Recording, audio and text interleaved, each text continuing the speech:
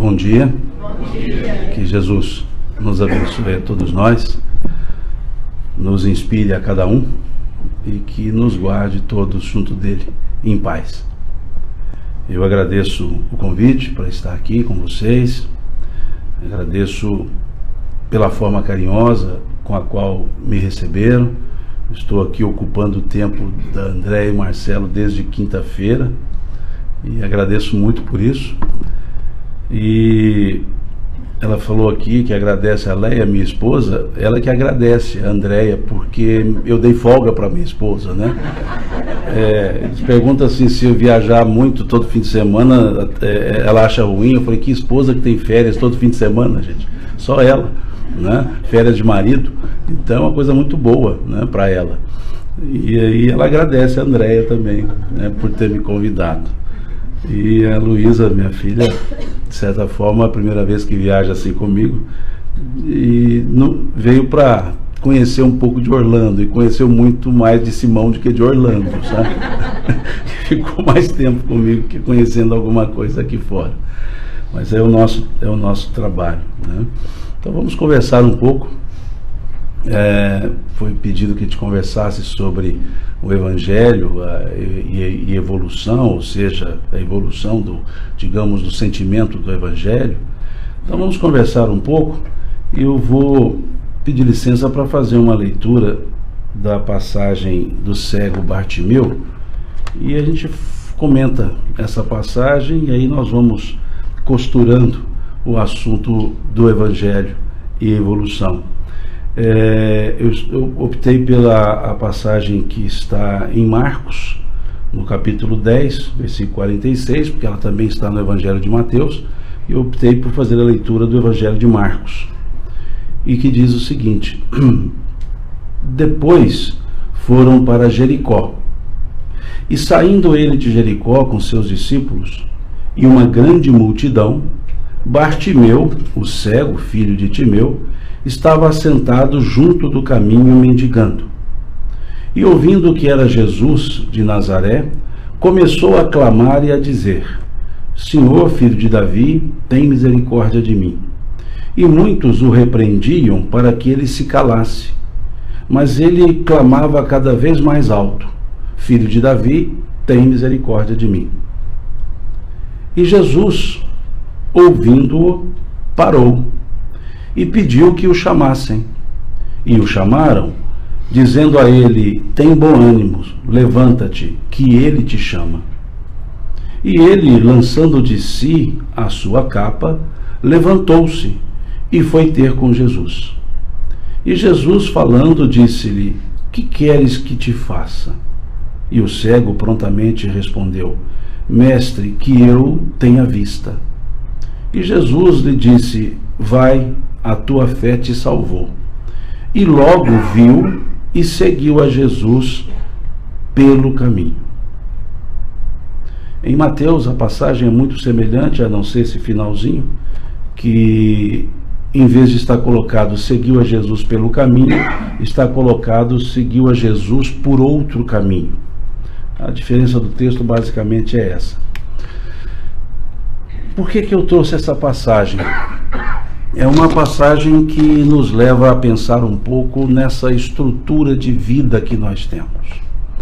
Bartimeu é o seu sobrenome, não se tem o nome. Bartimeu, filho de Timeu, estava em Jericó. Jericó, na estrutura dos evangelhos, ela simboliza os valores materiais.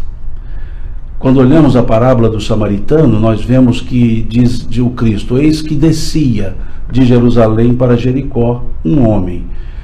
Jerusalém é a capital do Espírito, onde estava o templo, para onde as pessoas caminhavam, para onde as pessoas iam. Então Jerusalém simboliza valores espirituais, que está a 400 metros acima de Jericó. Jericó está a 200 metros abaixo do nível do Mediterrâneo, Jerusalém está a 200 metros acima do Mediterrâneo.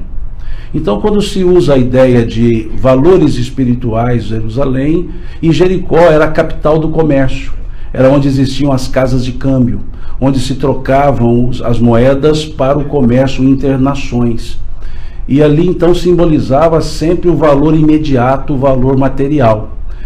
E quando Jesus então dizia, eis que um homem descia de Jerusalém para Jericó, ele dizia, eis que um homem caía dos valores espirituais para os valores materiais. Então simboliza, ele não diz eis que subia de Jerusalém, de Jericó para Jerusalém. Ele dizia eis que descia. Era uma queda de valores, valores espirituais para valores materiais. Então Jericó simboliza a cidade da matéria. Simboliza a cidade dos valores imediatos, dos resultados imediatos. E diz a passagem que Bartimeu estava, que essa passagem se deu em Jericó. E Bartimeu estava na saída da cidade. E isso é interessante observar, ou seja, simbolicamente, Bartimeu estava na saída dos valores materiais. Podia dizer, ele estava na entrada. Sim, a saída é a entrada. Mas se o texto dissesse estava na entrada, simbolicamente ele estava entrando para os valores materiais. Mas simbolicamente ele estando na saída, quer dizer, ele está deixando os valores materiais. Ele está no ponto de entender valores outros que não são só materiais. Por isso a expressão está na saída da cidade é importante. Para os efeitos simbólicos. Para dizer, olha, ele está naquele momento de transição, deixando valores materiais, deixando valores imediatos e indo buscar outros valores. Então simboliza o momento em que nós conseguimos enxergar, ouvir, entender mensagens outras que não são só de cunho material. Então esse sair da cidade, estar na saída, simboliza o momento certo da transição de valores materiais para valores espirituais. E diz o texto que Bartimeu era cego. E diz que estava sentado à beira do caminho. Ou seja, Bartimeu, embora na transição, ele não tinha um caminho. Ele estava à margem. Ele estava à beira do caminho, diz o texto, sentado junto do caminho. Sentado numa posição de cego que era, numa posição de pedinte. Ou seja, embora buscasse valores outros, ele não tinha um caminho para chegar a esses valores outros. E ali então ele ficava sentado sempre à beira do caminho, como que a ser atendido por pessoas. Mas como ele estava na transição, ele valeu-se de um sentido que ele tinha, já que ele não tinha visão, já que ele não tinha o discernimento, ele não conseguia enxergar para diferenciar, para discernir, mas nesse momento de transição que ele buscava valores outros, diz o texto, e ouvindo Bartimeu que Jesus passava. Ou seja, ele usou o sentido que não lhe faltava, a audição. Ele não viu que Jesus passava, mas ele ouviu que Jesus passava. É como a nos dizer que quando nos falta algum recurso, nós podemos utilizar outros que nós temos.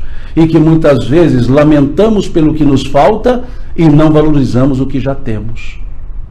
E Bartimeu poderia se lamentar, mas eu não posso conversar com Jesus porque eu não consigo vê-lo. Mas ele então optou em conseguir ouvi-lo. E ele põe a serviço do seu processo evolutivo a audição. E ouvindo que Jesus passava, diz o texto, começou a clamar, dizendo. Veja que interessante. Usou-se dois verbos, clamar e dizer. Clamar é só uma lamentação. Clamar é só uma reclamação. Clamar é só uma destilação de sofrimentos transformados em palavras. Clamar é simplesmente dizer que não está bem. Clamar é simplesmente reclamar daquilo que não está bem. Mas o texto diz que Bartimeu clamou, ele mostrou a sua dor, mas disse também, começou a clamar e a dizer. Ou seja, ali não havia somente a reclamação, havia a demonstração de que algo ele queria, algo ele precisava. Senão seria apenas começou a clamar. mas começou a clamar e a dizer. E aí vamos à frente e vemos Jesus perguntando a ele: que queres tu que eu te faça? Ou seja, se você está dizendo algo, você está buscando, você está dizendo, então vamos avaliar isso no futuro. Então ele começou a clamar e a dizer.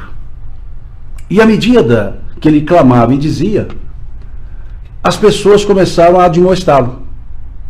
Quanto mais ele falava, mais as pessoas diziam para que ele se calasse. Mas quanto mais as pessoas diziam para que ele se calasse, mais alto ele falava.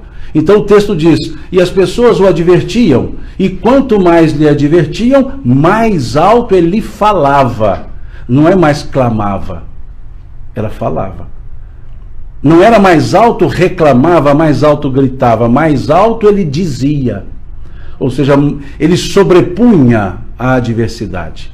Como a nos dizer que muitas vezes nós buscamos soluções para as nossas dificuldades e parece-nos que as dificuldades se agigantam. Mas precisamos falar mais alto. Precisamos, apesar das adversidades, continuar na intenção de ser visto, na intenção de ser percebido, na intenção de conseguir o intento, os nossos objetivos. Ali aquele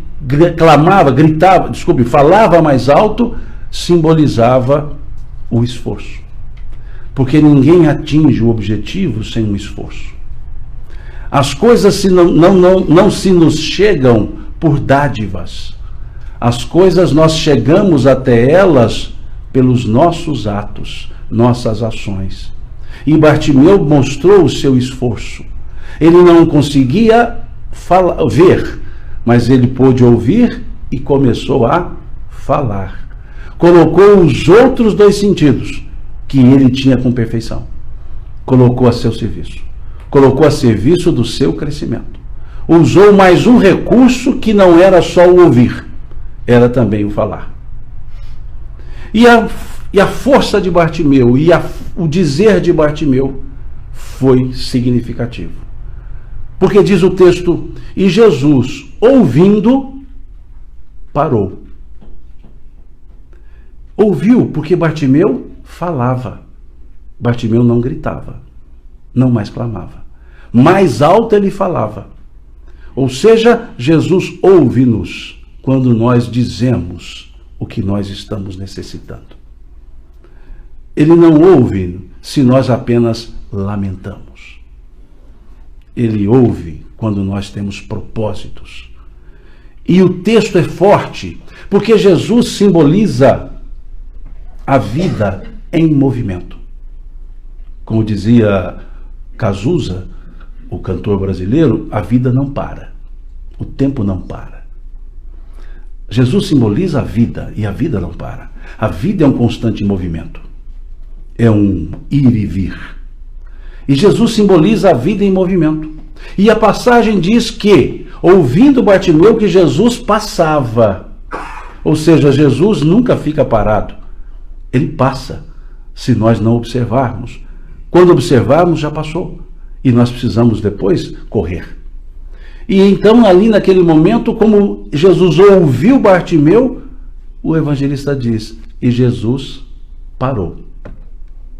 Como se, naquele momento que nos dispomos a renovar nossos propósitos, a melhorar nossos propósitos, a vida parasse, para que nós nos reajustássemos.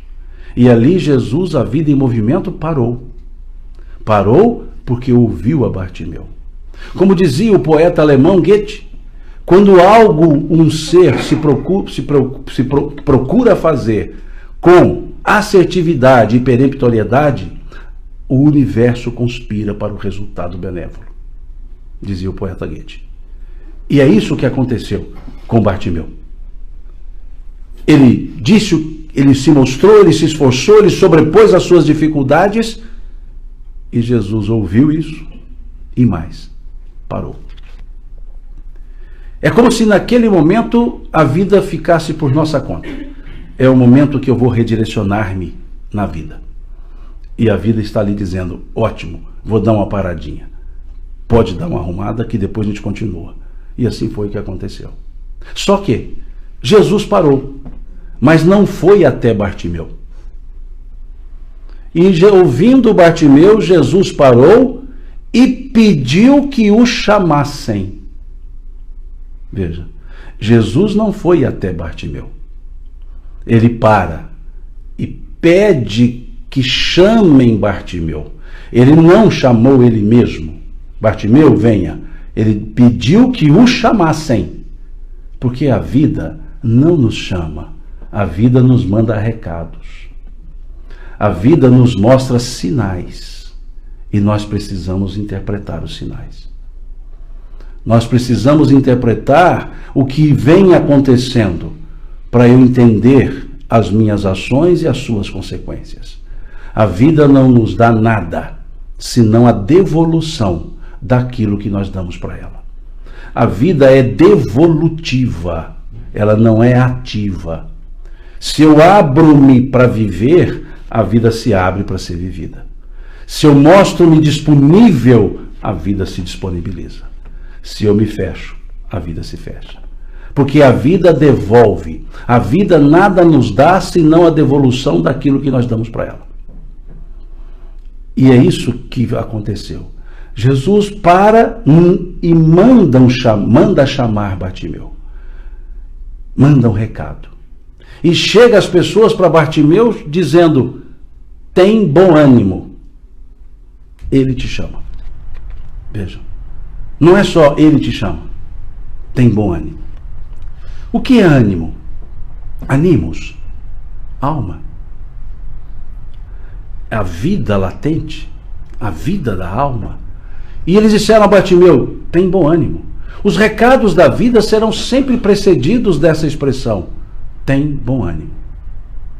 Para que nós solucionemos nossos cursos de vida, é preciso ter vida, ter ânimos, ter ânimo. Tem bom ânimo. Em outras palavras, se anime, pois a vida te chama. Tem bom ânimo, ele te chama. E é preciso que entendamos o recado e façamos como Bartimeu fez. Ele estava sentado. E diz o evangelista: e imediatamente levantou-se. Vejam, a posição de acomodado já não mais existia. Tem bom ânimo, ou seja, você já se esforçou falando mais alto. Agora, haja por você mesmo. Levanta. A vida nos diz: tem bom ânimo. Mas se eu continuar sentado, nada vai ser resolvido. Se eu continuar esperando, nada vai me chegar. E ele então levantou-se. Mas o evangelista foi preciso na cena. Não somente se levantou, disse: e ele imediatamente levantou-se e jogou longe a capa. Vejam o detalhe que o evangelista percebe. O que é a capa? A capa simboliza dois elementos. Todos os mendigos, todos os pedintes, melhor dizendo, sejam eles por quaisquer motivos da época, eram necessários possuir a capa do pedinte. É como se fosse a autorização do Estado para que ele pudesse pedir, para que ele não incorresse em mendicância ilegal. Então todo tinha capa. E a capa era onde guardavam-se os donativos. Todas aquilo que era doado, o dinheiro, ele colocava na capa. E tudo que tivesse na capa era dele. Se caísse fora da capa, era de outra pessoa que podia pegar. Então eles guardavam tudo na capa. E era a capa do pedinte, que era assim chamada. Simboliza, naquela passagem, toda a pena, toda a dó que as pessoas tiveram para com ele, que nós chamamos de comiseração. Ele era comiserável. Ele dependia das pessoas. Ele dependia de alguém querer fazer algo por ele. E a capa simbolizava justamente essa posição de submissão. Submissão a si mesmo, submissão às circunstâncias, um ser que não produzia por si. E então, quando ele joga fora a capa, é quando ele então se despede de tudo que era comiserável, de tudo que lhe fazia não se sentir um ser, de tudo que lhe colocava numa posição de descaso. E ele saiu disso. Mas a capa também simbolizava a única proteção que o mendigo tinha, porque era a única coisa que era perfeita, que estava em bom estado, melhor dizendo, pois as suas roupas sempre eram trapilhos. E a capa lhe protegia do frio, mas também a capa dava-lhe uma aparência de que a roupa estava correta. A capa também simboliza a aparência. Quando ele joga fora a capa, é como se ele se desnudasse, porque o encontro dele com Jesus não era de aparência, era de interior. E ali jogar fora a capa simboliza despir-me de todos os valores que são materiais, porque não interessa a exterioridade, interessa agora o que eu trago interno para conversar com Jesus. Em outras palavras, a vida não nos olha pela exterioridade, a vida nos percebe pela interioridade.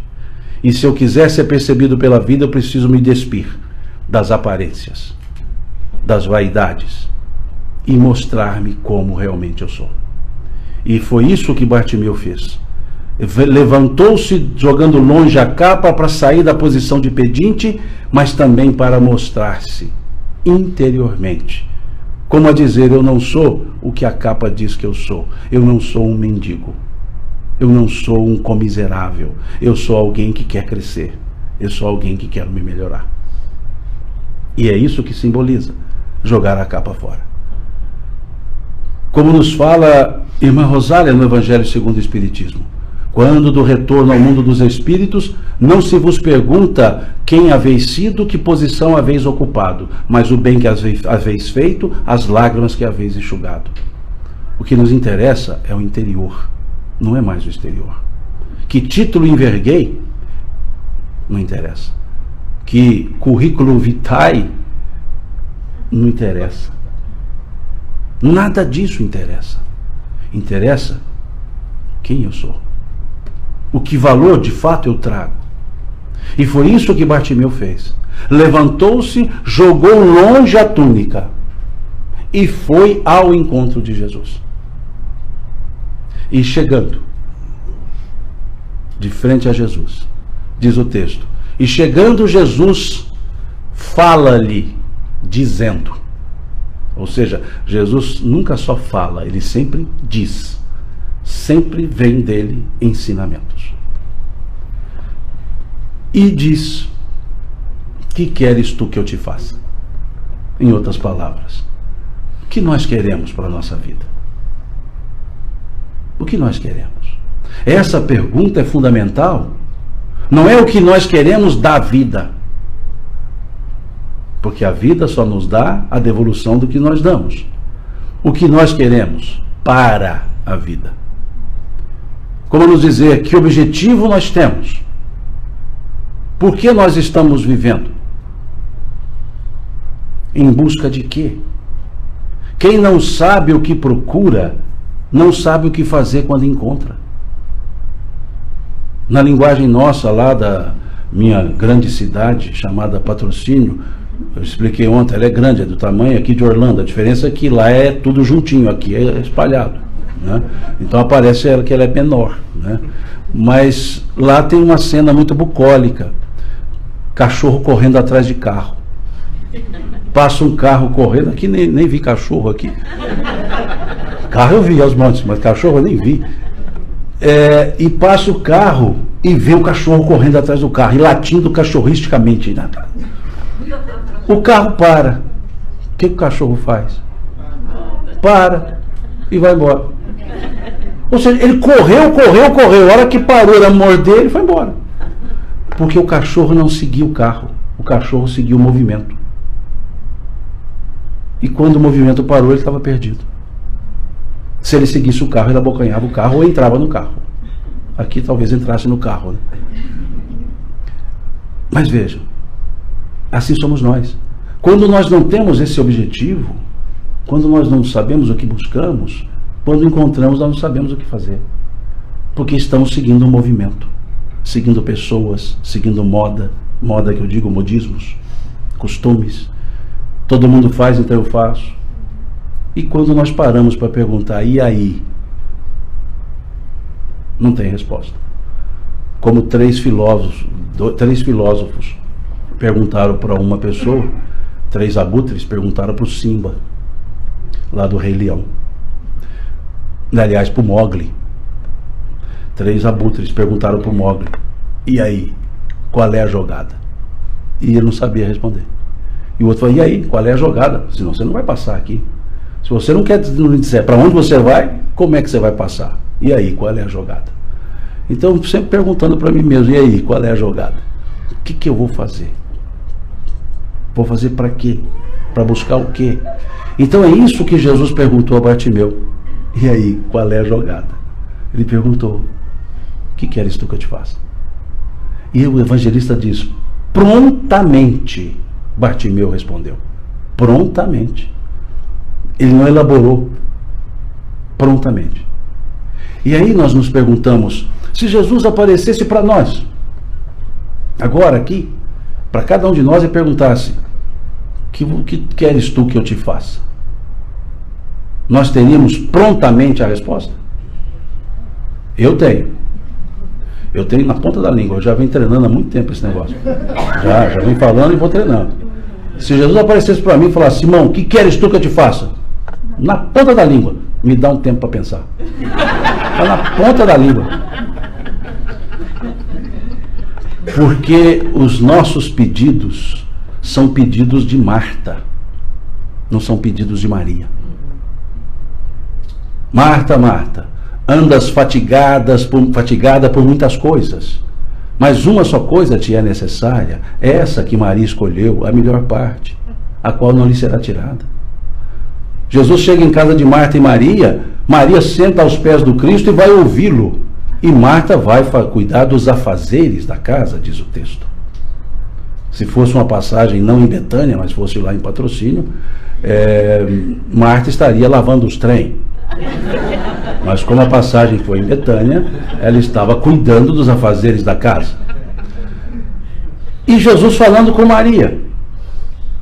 E num dado momento Marta diz, Senhor, não vês que estou aqui fatigada com as coisas da casa, e Maria aí nada faz se não te ouvir? Despeça-a para que ela possa me ajudar. E é aí que Jesus fala, Marta, Marta, andas fatigada por muitas coisas, mas uma só coisa te é necessária, é essa que Maria escolheu, a melhor parte, o aprendizado, o entendimento sobre a vida. Então nós somos muito Marta, por isso não conseguimos dizer o que nós queremos, porque nós queremos coisas demais, e não entendemos uma só coisa te é necessária. E Bartimeu soube dizer, quando então perguntou, o que queres tu que eu te faça? Ele disse, que eu veja, que eu tenha vista. Pronto. É o que ele entendia que lhe faltava, discernimento. E Jesus diz, grande a tua fé te salvou. Ou seja, passou a ver. E o evangelista foi perfeito. Quando ele escreve, e a partir daí, a partir do momento que a visão se abriu, que Bartimeu discerniu, a partir daí, começou Bartimeu a seguir a Jesus pelo caminho.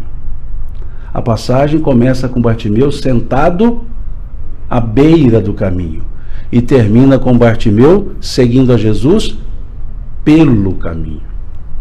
Quando nós nos encontramos, o caminho fica fácil de ser seguido. Quando nós temos discernimentos, nós saímos da posição de pedintes, saímos da margem e vamos para o centro. E aí já caminhamos no caminho. E o texto passou a seguir a Jesus pelo caminho. Não passou a seguir, a andar pelo caminho.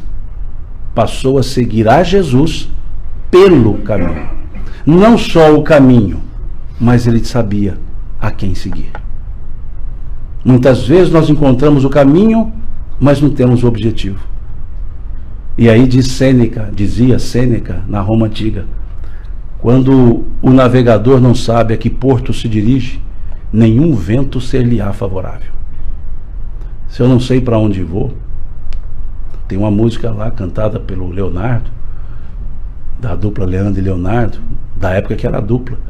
Ele dizia assim, dá a impressão que eu fico ouvindo música direto, não fico não, gente. É que a gente viaja muito de carro, então fica ali ouvindo essas coisas. E ele dizia assim, essa letra da música, eu não sei para onde vou, posso até não dar em nada. Pode não vai dar em nada. Quem não sabe para onde vai, nunca vai dar em nada. Porque não tem destino, não tem objetivo. E o nosso principal objetivo, aqui na Terra, viver. Viver, só isso. Para evoluir. Ou seja, dar valor à vida que temos. E esse seguir a Jesus pelo caminho, nós temos nos evangelhos como segui-lo. Seus ensinos estão todos no evangelho. Todos não, ele ensinou muito mais. Porque João escreveu, se tudo que Jesus falou pusesse em livros, a biblioteca do mundo não os caberia. Está escrito aqui no final do Evangelho de João. Mas o que ele ensinou está aqui.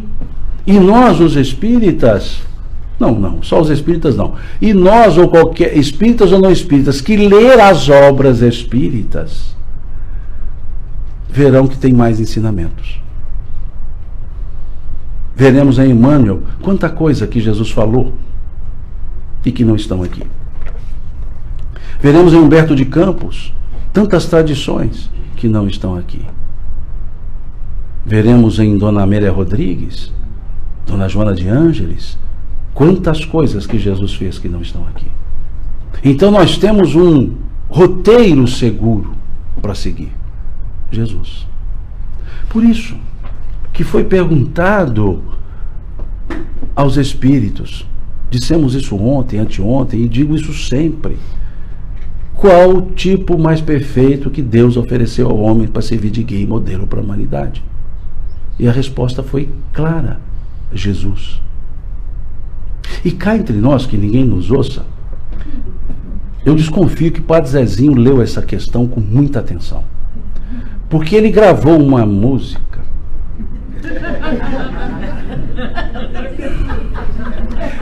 que estava cantando a Catai e o Padre Fábio de Mello. A gravação que tocava aqui era dos dois, da Catai lá do Pato Fu, a banda mineira. É o bairrismo, né? A gente não é perfeito, né? E eu desconfio que a autoria do Padre Zezinho, eu desconfio que ele andou lendo essa questão e meditou, porque ele disse isso na letra da música. Ele diz na letra, tranquilo, não vou cantar: um dia uma criança me parou, olhou-me nos meus olhos a sorrir, caneta e papel na sua mão, tarefa escolar para cumprir, e perguntou-me no meio de um sorriso o que é preciso para ser feliz. E aí veio a questão 625. Amar como Jesus amou, sonhar como Jesus sonhou, sentir o que Jesus sentia, sorrir como Jesus sorria, e ao chegar o fim do dia, eu sei que eu dormiria mais feliz. É isso que são os evangelhos. Roteiro. Não só os evangelhos, os Atos dos Apóstolos têm várias falas de Jesus. Isso na exegese é chamado de ágrafo. Ágrafos são frases de Jesus que não estão nos evangelhos, mas estão nos Atos dos Apóstolos. Então os Atos dos Apóstolos também têm diversos ensinos de Jesus. Porque Pedro dizia, e Jesus falou-nos assim, mas não está nos evangelhos, está no Atos dos Apóstolos. Então aproveitem e leiam também o Atos dos Apóstolos, que nós vamos perceber o quão grande é o evangelho.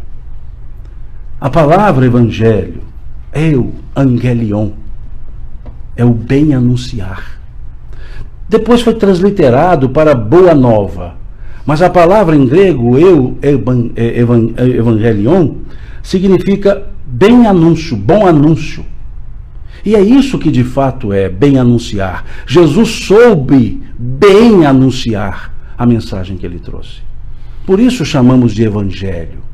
Transliterou-se para a Boa Nova para dizer que o conteúdo é que é de fato a Boa Nova. Sim, mas esse conteúdo foi trazido por alguém que soube como ensiná-lo.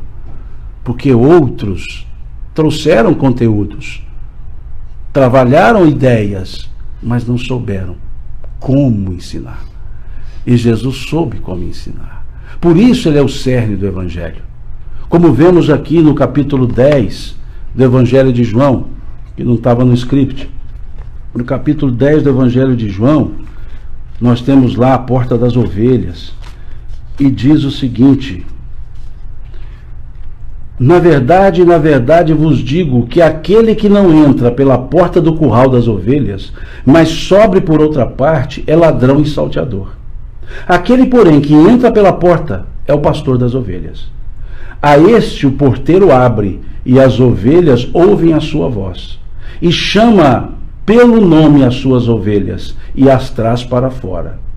E quando tira para fora as suas ovelhas, vai adiante delas, e as ovelhas o seguem, porque conhecem a sua voz.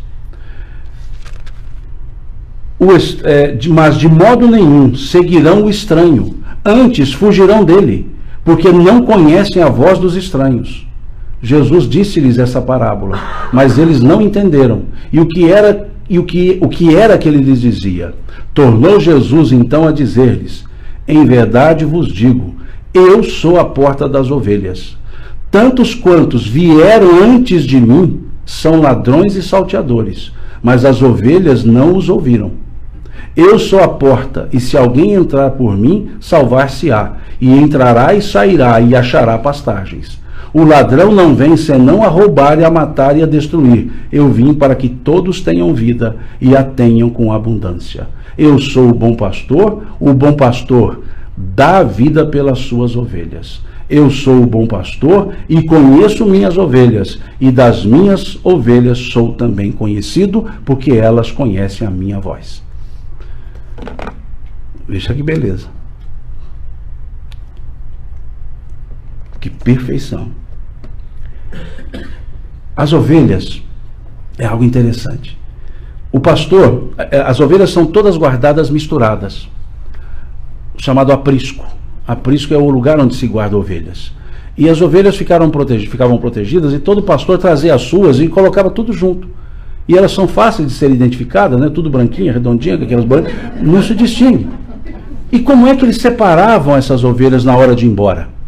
Cada um chegava na porta das ovelhas e gritava às suas ovelhas, e elas conheciam a voz. E todas que eram daquele pastor saíam, e as outras ficavam. Depois vinha o outro pastor e também falava, dava nome às ovelhas, chamava, e elas saíam. E isso vocês podem confirmar, inclusive no vídeo do YouTube, que tem demonstrações várias desse jeito, onde ainda se cuida das ovelhas. O pessoal chama as ovelhas e elas vêm. E aí no vídeo outra menina gritava, as ovelhas... Mas quando o pastor chamava...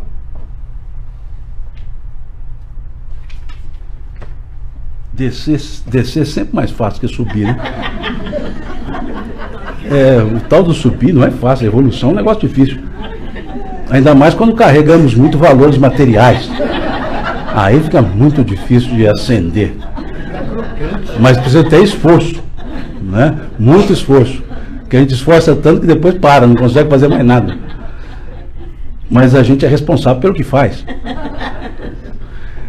E aí as ovelhas seguem. E aí Jesus utilizou justamente isso. Ele diz: eu sou o bom pastor, conheço minhas ovelhas, e as ovelhas a mim me conhecem, pois conhecem a minha voz. Veja que beleza de passagem. Eu sou a porta das ovelhas, porque ele falava para os discípulos, ou seja, não venham pelas laterais como vêm os ladrões, porque não serão ouvidos. Entrem pela porta, a porta das ovelhas, ou seja, eu sou a porta das ovelhas. Entra por esse caminho que vocês serão conhecidos, serão ouvidos. porque os que vieram antes não fizeram isso. Veja o que Jesus estava ensinando. E a voz do Cristo está nos evangelhos, são os seus ensinos. A voz dele continua ecoando, porque ele continua falando. O homem, Jesus, viveu num período, viveu naquele período materialmente dizendo, desencarnou-se numa dada data, mas a sua mensagem não. Nós ainda continuamos a ouvir. E essa presença, essa figura do Cristo, ela é muito importante. Essas mensagens são para nós. No seu nascimento físico, ficou claro isso, que ele veio para isso, por nós e para nós. Em que sentido para nós? Quando ele nasceu, houve, na linguagem de Lucas, um anúncio do seu nascimento aos pastores.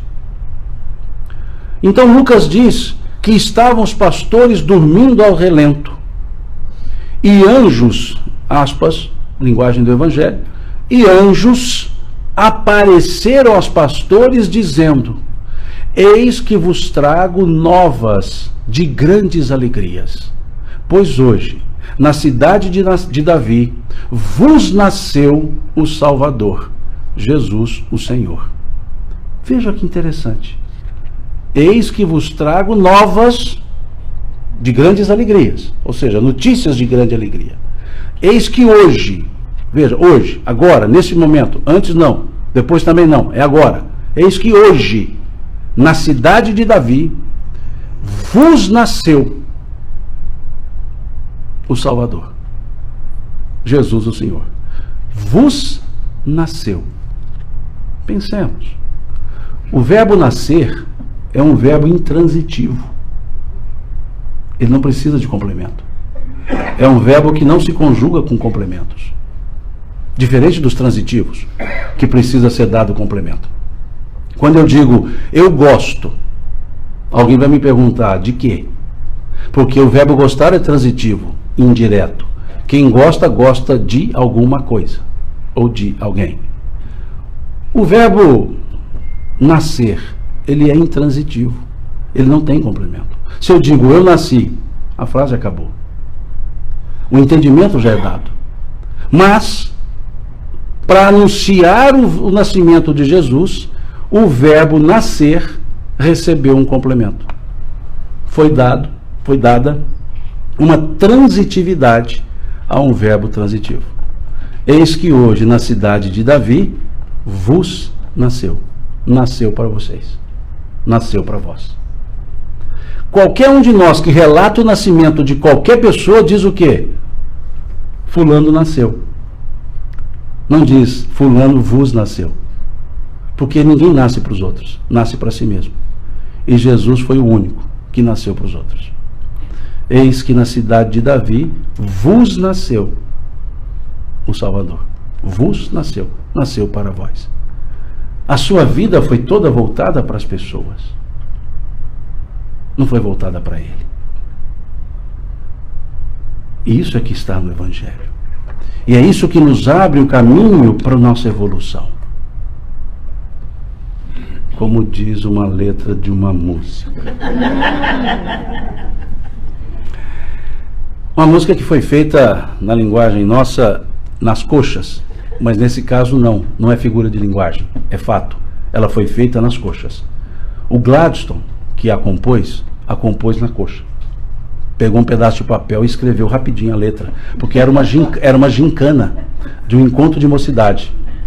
E na gincana era, no intervalo do café, compor uma letra de música, musicá-la e cantá-la. Então ele fez nas coxas. E nesse caso, quando usa o termo nas coxas, quer dizer mal feito. Nesse caso, foi bem feito. O que a expressão nas coxas vem da época da escravatura, em que se faziam as telhas moldando-as nas coxas. Então você tinha coxa gorda, coxa magra, então as telhas não ficavam num tamanho só, e isso eram mal feitas. Por isso que usa o termo fazer nas coxas significa mal feito, né? Não sem regularidade, sem igualdade, sem semelhança. Mas nesse caso não, ela foi feita nas coxas e foi bem feita. Porque a música se chama Luzes da Luz. Uma letra belíssima, que fala de todo o processo evolutivo humano.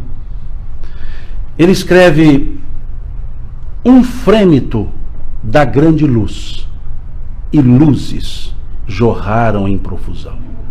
O que é frêmito? Faísca. Uma faísca. Uma faísca da grande luz, e luzes jorraram em profusão. A grande luz, Deus. Uma faísca de Deus, e apareceu esse tanto de luz que somos nós, a criação. Um frêmito da grande luz, e luzes jorraram em profusão. Houve um tempo na eternidade, espaço na imensidão. A eternidade é justamente eterna porque não tem tempo. Se ela tivesse tempo, ela não era eternidade. E chamamos imensidão justamente porque não se mensura espaço. Por isso é imensidão. Mas diz o texto, houve um tempo na eternidade, espaço na imensidão. Quando houve esse tempo? Quando as luzes jorraram. É como se ele dissesse, quando Deus nos criou, ele disse, vou dar uma paradinha no tempo, porque agora eu preciso fazer o Simão. Então está aqui, pumba, Simão foi feito. Eu tive um tempo. Eu tive um momento que eu nasci. Eu tive um momento, nasci no sentido de fui criado. Houve um tempo na eternidade. E ocupei um espaço nessa imensidão. Ou seja, eu sou uma individualidade. Que Deus me localiza separadamente. Houve um tempo na eternidade. O meu tempo. O tempo de cada um de nós. Espaço na imensidão. A individualidade que cada um é. Ninguém está misturado com ninguém. Cada um é um. Houve um tempo na eternidade, espaço na imensidão. Sustentar a vibração divina tornou-se o nosso afã. Opa! Sustentar a vibração divina. Como que André Luiz chama isso? Co-criadores em dimensão menor. Sustentar a vibração divina tornou-se o nosso afã. O que é afã? Objetivo. Ou seja, somos seres que sustentamos a divindade. Sustentamos no sentido de replicamos a divindade. Trazemos em nós toda a potencialidade. Somos criaturas, como dissemos, não sei se ontem ou anteontem, esse aqui eu não pego. Somos a expressão divina. Sustentar a vibração divina tornou-se o nosso afã, o objetivo. Surgiu a bipolaridade. Agora, há homem, há mulher. Presença, ausência. Luz, não luz. Calor, frio. Ato, inação. Veja, as dicotomias. Os opostos. Nos quais nós transitamos para poder uni-los. Há homem, há mulher, ou seja, há feminino, há masculino, há energias, presença, ausência, luz, não luz, calor, frio, ato, inação. Mostrando que tudo é causa, efeito, causa, efeito, causa, efeito. Presença, ausência. E ele diz, dorme mineral, desperta vegetal, segue instinto no animal. O homem se ergue na figura de Adão, ama e aprende a ser o rei da criação. Veja, o homem se ergue na figura de Adão. Primeiro, mineral, vegetal, animal. Dorme mineral, trazendo Leon Denis. Desperta vegetal. Segue instinto no animal. Processos de elaboração, questão 607 do Livro dos Espíritos. E o homem se ergue na figura de Adão. O que simboliza Adão? O erro, a queda. O homem se ergue no seu próprio erro. O homem se ergue apesar das suas quedas. O homem aprende mesmo errando. O homem se ergue na figura de Adão. E para ser o rei da criação, que está lá no Gênesis, dominará sobre todas as vidas, o letrista vem, o Gladstone escreve, ama e aprende a ser o rei da criação. Ou seja, o rei da criação pelo amor que tem. Ama e aprende a ser o rei da criação. E aí ele vem: queremos voltar a ti, ó Pai. As luzes querem, anseiam a mãe luz. Veja, depois de tudo isso, dessa evolução, queremos voltar a ti, ó Pai. As luzes querem, anseiam a mãe luz. Luzes perdidas, serenai. Eis o roteiro, segue Jesus. Nas coxas. Se tivesse sido feito sobre uma mesa, não dava para interpretar. Vejam. As luzes querem, anseiam a mãe luz. Luzes perdidas, serenai. Eis o roteiro, segue Jesus. Porque ele nasceu para nós. Porque ele nos tem como seus tutelados. Vem pessoalmente para nos guiar. E diz-nos que não perderá uma ovelha sequer do seu aprisco. Um ser que nos disse: estarei convosco até a consumação dos séculos. Um ser que nos disse: não vos deixareis órfãos, voltarei para vós. Vejam, um ser que não nos abandona. Estavam os pescadores, apóstolos, pescadores, homens experientes com relação ao mar. Estavam no alto do mar da Galileia pescando. E são tomados por uma tempestade e ventos fortes. De tal forma que aqueles homens experientes estavam com medo de naufragar. E eles vão, porque Jesus estava com eles no barco dormindo. E eles vão acordar a Jesus naquelas tormentas. Vento e chuva, medo do afogamento, e aí acordaram Jesus, dizendo a ele de uma forma muito serena: mestre, nós vamos morrer. Muito sereno. E Jesus acorda e diz: por que temeis? Não estou aqui convosco? Deve ter sido assim: toma. Se fosse lá em Minas, Veja, por que temeis? Não estou aqui convosco? Em outras palavras, vocês estão com medo de quê? Se eu estou aqui e estou dormindo, você não tem medo por quê? Durma também. Copiar Jesus. Em outras palavras, quantas vezes nós estamos nesses mares tormentosos e tempestuosos do nosso dia a dia? Quantas vezes nos sentimos perdidos, sem rumo, e aí vem o medo. Mas deveria vir junto uma voz: por que temeis? Não estou convosco? Porque Jesus está conosco. Em quaisquer momentos, estarei convosco até a consumação dos séculos. Os séculos não se consumam, se repetem, ou se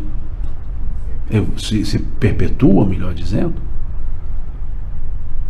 E muitas vezes nós achamos que vamos naufragar. E ele diz: por que temeis? Não estou convosco? Acaso não estou aqui convosco? Veja a forma acaso, uma forma até irônica do evangelista. Não estou aqui convosco? Por que então nos sentimos sozinhos? Porque não estamos abrindo os olhos para ouvi-lo, os ouvidos para ouvi-lo. Ficamos cegos, não buscando, não entendendo as saídas, e além disso fechamos os ouvidos para ouvir o que ele tem a nos dizer. Dizia ele: eu sou o caminho, a verdade, a vida. Ninguém vem ao Pai senão por mim.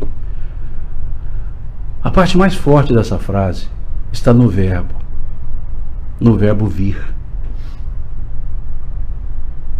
Ele não disse ninguém vai ao Pai senão por mim. Ele disse ninguém vem ao Pai senão por mim. Simão, é tudo a mesma coisa? Não. A direção é a mesma, o sentido é oposto. Quando eu digo vai, eu fico e o outro vai. Quando eu digo vem, eu já estou e chamo o outro. Em outras palavras, eu já estou no Pai, já conheço o caminho. Vamos.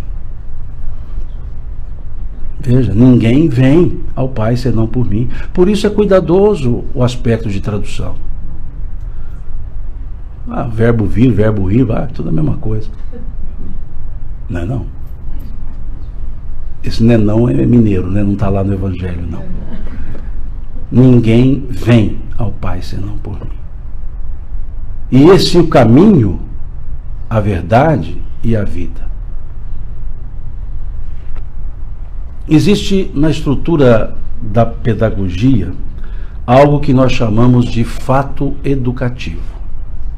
O fato educativo precisa do educador, precisa do conteúdo, do currículo, precisa do educandário, o local, precisa do objetivo e tem que ter o aprendiz.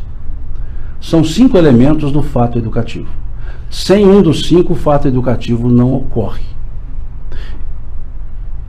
E aí observamos essa frase de Jesus: eu sou o caminho, a verdade e a vida. Ninguém vem ao Pai senão por mim. Primeiro elemento do fato educativo, o educador. Onde está o educador nessa frase? Eu sou o Cristo, é o educador. Ele é que nos ensina. Que método nós encontramos nessa frase? Qual o método? O caminho. O que significa caminho? O dia a dia, o errar e o acertar. É o método do empírico, do fazer. E ver se dá certo e continuar. Ver se dá errado e consertar.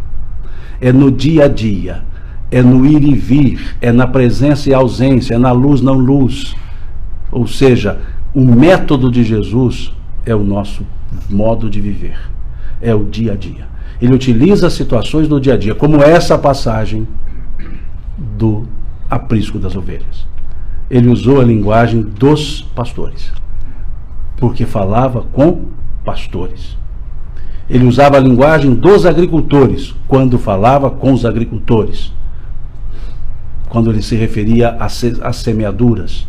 Ele usava as palavras dos pescadores, quando conversava com pescadores sobre a pesca de peixes grandes e pequenos. Ele usava as palavras da dona de casa, quando ele conversava com as donas de casa, sobre colocar o fermento na massa e fazer a massa. Ele falava a linguagem dos financistas, quando conversavam com financistas, sobre a pérola e o valor da pérola, sobre o tesouro e o valor do tesouro. Ele usava as situações do dia a dia. Esse é o nosso aprendizado, que passou-se modernamente a chamar de construtivismo. Ou seja, o dia a dia nos ensina. Então, qual é o método de Jesus? Tudo que nós fizermos é o método de aprendizagem que nós temos. O currículo. O que nós estudamos? O que Jesus nos ensina nessa frase? A verdade. Eu sou o educador, o método é o caminho, o conteúdo que ele nos ensina, a verdade. A verdade sobre as nossas existências, a verdade sobre as nossas vidas, a verdade sobre o que é de fato a vida. Meu Pai vos dá a vida e vou-la dar em abundância. Ele nos ensina isso, a vida. A verdade, desculpem. Em qual educandário? Vida. O nosso educandário é a vida. Onde nós estivermos, nós podemos aprender a verdade. Nós podemos seguir esses caminhos. Nós temos-lo como educador. A escola nossa é a vida. Quem é o aprendiz? Nessa frase é a palavra ninguém, que significa todos nós. Ninguém vem ao Pai. Ninguém. Ou seja, todos nós somos os aprendizes. E qual é o objetivo desse aprendizado? Ir ao Pai.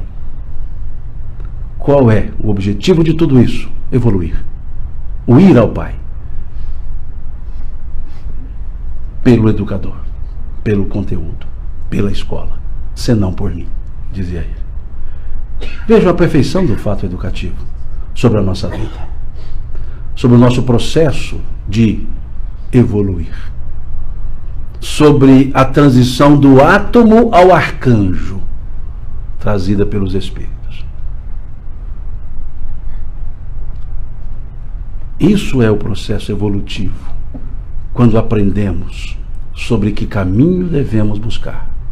E aquele pelo caminho de Bartimeu está lá com Jesus. Eu sou o caminho. Mas qual Jesus? Um só, que é ele mesmo. Mas em que aspecto?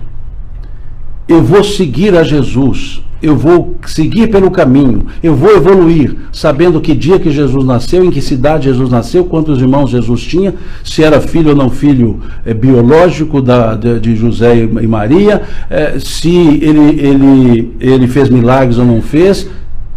É se eu souber tudo isso que eu vou evoluir? Ou se eu começar a entender que o Jesus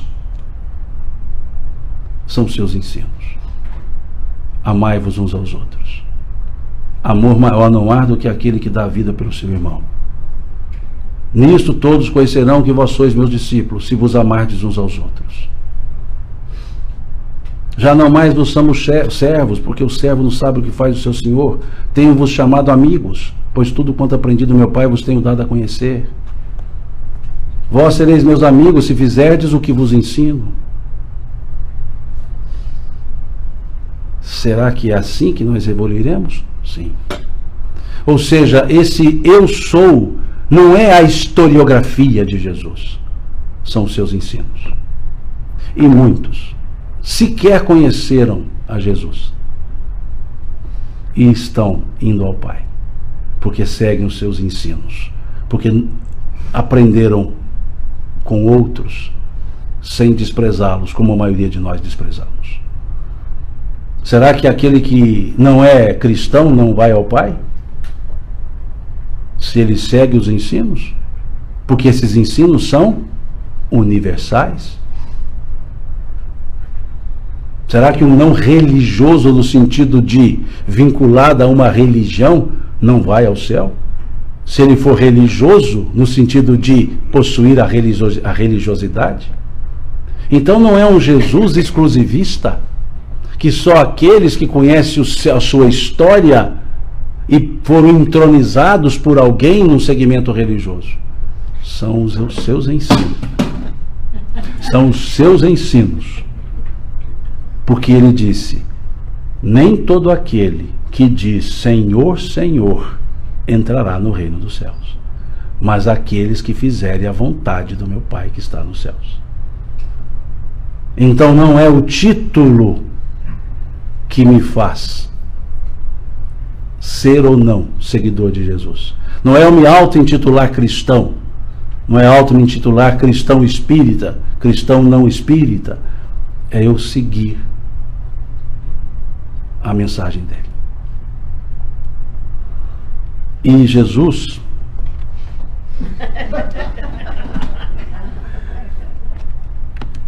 a gente tem que esforçar muito para evoluir. Não basta só um esforço, tem que ser vários. E Jesus, num certo momento, ele faz uma oração. Ele faz a oração a Deus, óbvio, pedindo pelos seus discípulos, que é o capítulo 17 do Evangelho de João. O capítulo inteiro é uma oração de Jesus. É a maior oração que nós temos nos Evangelhos. Ah, mas só tem o Pai Nosso. Não, essa aqui é uma oração. Que eu não vou lê-la toda. Oração de Jesus pelos seus discípulos é o subtítulo. E ele diz, o evangelista João, Jesus falou assim, e levantando seus olhos ao céu, disse, Pai, é chegada a hora. Glorifica a teu Filho, para que também o teu Filho te glorifique a ti. Assim como me deste poder sobre toda a carne, para que dê a vida eterna a todos quantos lhe deste, e a vida eterna é esta, que te conheçam a ti, somente a ti, como o único Deus verdadeiro, e a mim, Jesus Cristo, a quem me enviaste. A quem enviaste. Eu glorifiquei-te na terra, tendo consumado a obra que me deste a fazer. E agora, glorifica-me tu, ó Pai, junto de ti mesmo, com aquela glória que eu tinha contigo antes que o mundo existisse. Manifestei o teu nome aos homens, que do mundo me deste, eram teus e tu nos deste, e guardaram a tua palavra. Agora já tenham conhecido que tudo quanto me deste provém de ti, porque lhes dei as palavras que tu me deste, e eles as receberam, e têm verdadeiramente conhecido que saí de ti, e creram que me enviaste. Ele está se referindo aos apóstolos que estão ali do lado dele. Eu rogo por eles. Vejam, eu rogo por eles, pelos apóstolos, pelos discípulos. Eu rogo por eles. Não rogo pelo mundo, mas por aqueles que me deste, porque são teus. E todas as minhas coisas são tuas, e as tuas coisas são minhas, e nisto eu sou glorificado. E eu já não estou mais nesse mundo, mas eles ainda estão no mundo, e eu vou para ti, Pai. Guarda em teu nome aqueles que me deste, para que sejam um, assim como nós.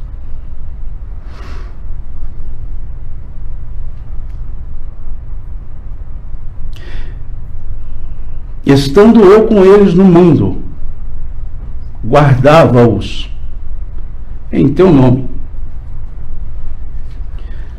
Tenho guardado aqueles que tu me deste, e nenhum deles se perdeu, senão o filho da sua própria perdição, para que a Escritura se cumprisse. Mas agora vou para ti, e digo isto no mundo, para que tenham a minha alegria completa em si mesmos.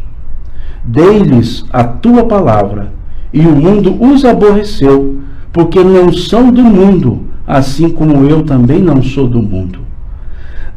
Não peço que os tires do mundo, mas que os livres do mal. Não são do mundo, como eu também não o sou.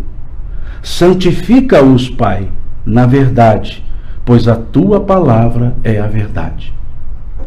Assim como tu me enviaste ao mundo, eu os enviei ao mundo, e por eles me santifico a mim mesmo, para que também eles sejam santificados na verdade. E aí vem uma parte que ele fala de nós aqui agora, os que estamos aqui sentados.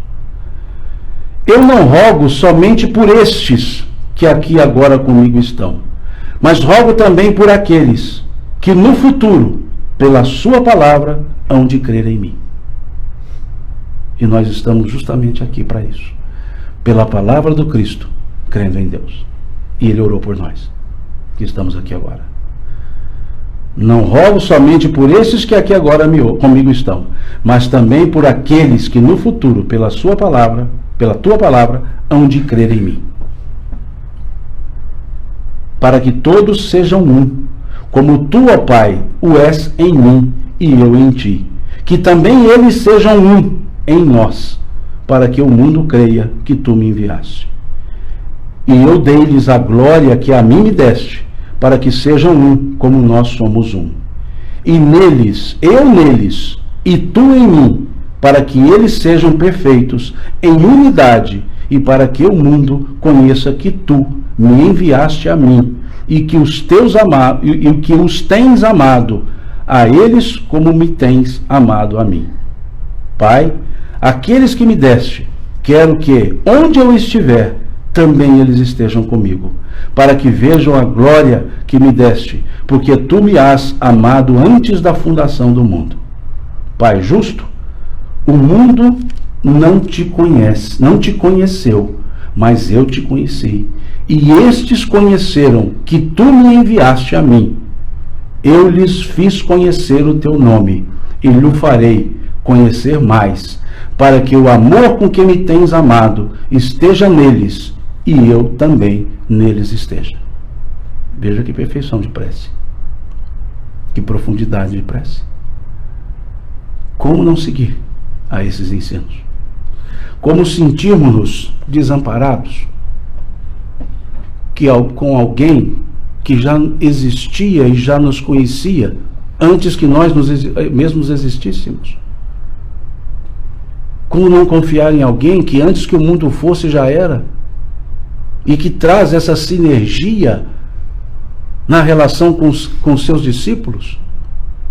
E o que nós somos, todos nós, se não esses discípulos tentando sair da beira do caminho para entrar no caminho? E aqui ele fala da unidade. Por que tanta diversidade? Há diversidade. Por que tantos senões?